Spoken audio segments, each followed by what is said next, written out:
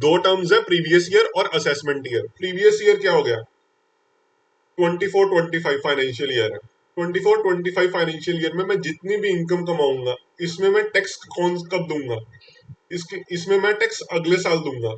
और जिस साल में मैं टैक्स भरूंगा वो साल को क्या कहेंगे, असेसमेंट ईयर। यानी कि जो मेरी इनकम पे असेसमेंट हो रही है उसको क्या कहेंगे, असेसमेंट ईयर। और असेसमेंट किसकी होगी, इनकम की। इनकम कौन सी, जो मैंने प्रीवियस ईयर में कमाई है। प्रीवियस ईयर 24-25 फॉर एग्जाम्पल, जो मैंने 24-25 में जितनी भी इनकम कमाई है उस साल पे टैक्स में अगले साल दूंगा असेसमेंट ईयर में। जिस साल में टैक्स भरूंगा उसे कहेंगे असेसमेंट ईयर। जिस साल में इनकम अर्न करूंगा उसे कहेंगे प्रीवियस ईयर। प्रीवियस ईयर 1 महीने का भी हो सकता है, 2 महीने का भी हो सकता है, 6 महीने का भी हो सकता है, या पूरे 12 महीने का भी हो सकता है, फ्रॉम 1 अप्रैल टू 31 मार्च। या 1 महीने का हो गया 31 मार्च तक, 1 महीने का प्रीवियस ईयर हो गया।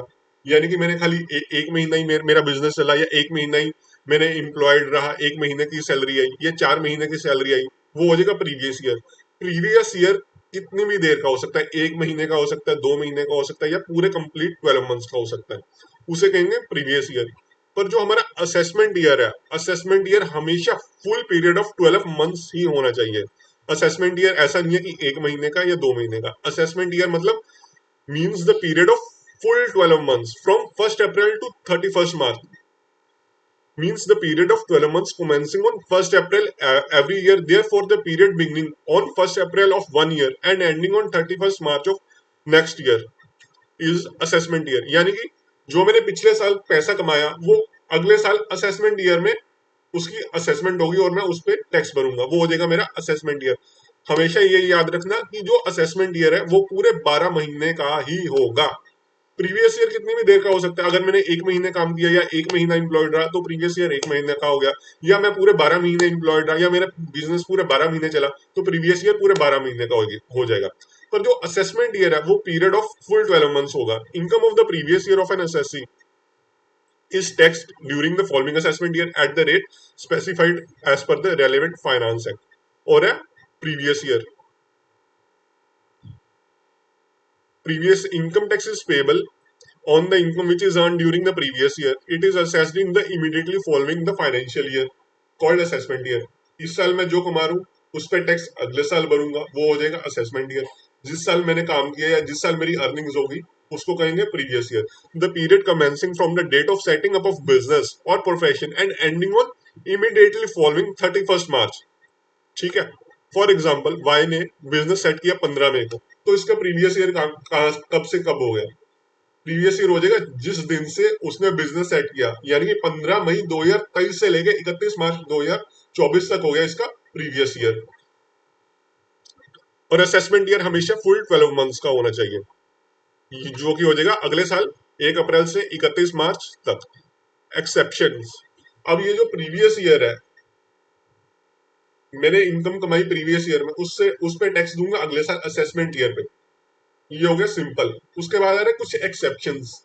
Exceptions to the general rule, यानी कि मैं इस साल प्रीवियस ईयर में इनकम जो मैं कमा रहा हूँ अगले साल उसकी असेसमेंट नहीं होगी।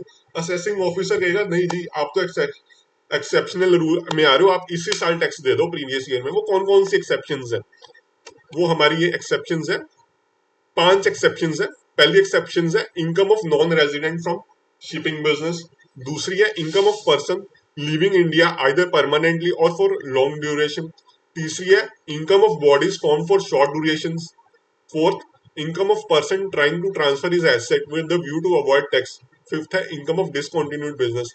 इन 5 केसेस में असेसिंग ऑफिसर क्या कहेंगे, नहीं जी आप अभी टैक्स दो प्रीवियस ईयर में। वो ये नहीं कहेंगे कि आपको नेक्स्ट असेसमेंट ईयर में इसकी असेसमेंट करके टैक्स देना। वो कहेंगे नहीं प्रीवियस ईयर में ही टैक्स देना बनता है because you are following under the general rule to the exceptions.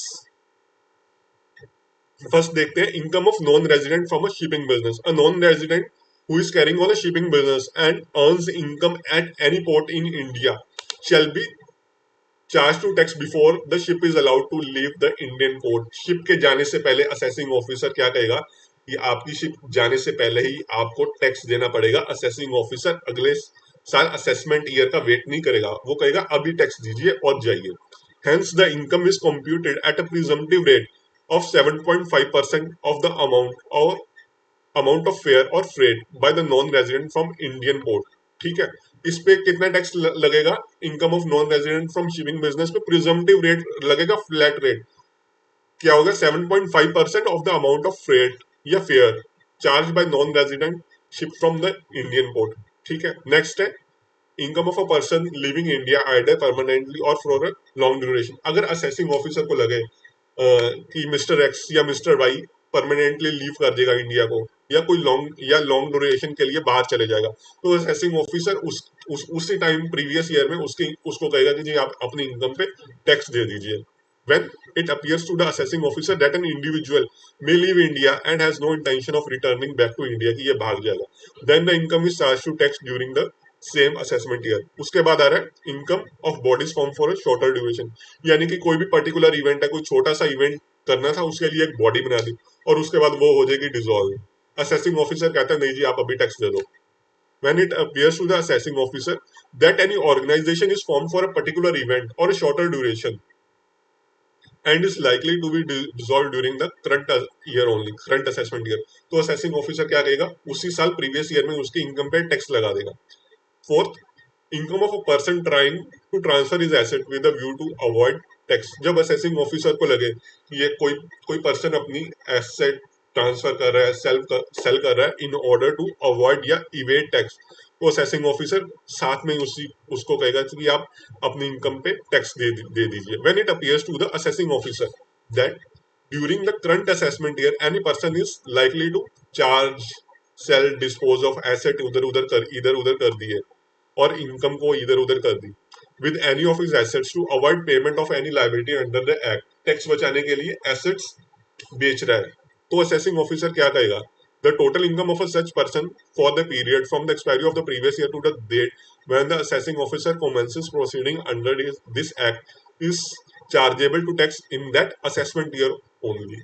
Fifth क्या आ जाएगा? General rule to the exception में इनकम ऑफ डिसकंटिन्यूड बिजनेस, मैंने बिजनेस बंद कर दिया, असेसिंग ऑफिसर प्रीवियस ईयर में ही मेरी इनकम पे टैक्स लगा देगा, असेसमेंट ईयर का वेट नहीं करेगा।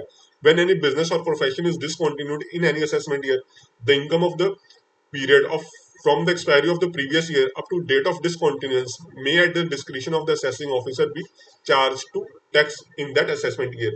ये हमारी 5 एक्सेप्शंस है जिन पे असेसमेंट ईयर में नहीं प्रीवियस ईयर में टैक्स लग जाता है। नहीं तो जनरल केसेस में प्रीवियस ईयर में इनकम अर्न किया और उस पे टैक्स में असेसमेंट ईयर अगले साल भरूंगा। पर जो हमारी 5 एक्सेप्शंस है इन केसेस में हमें उसी साल टैक्स भरना पड़ जाएगा।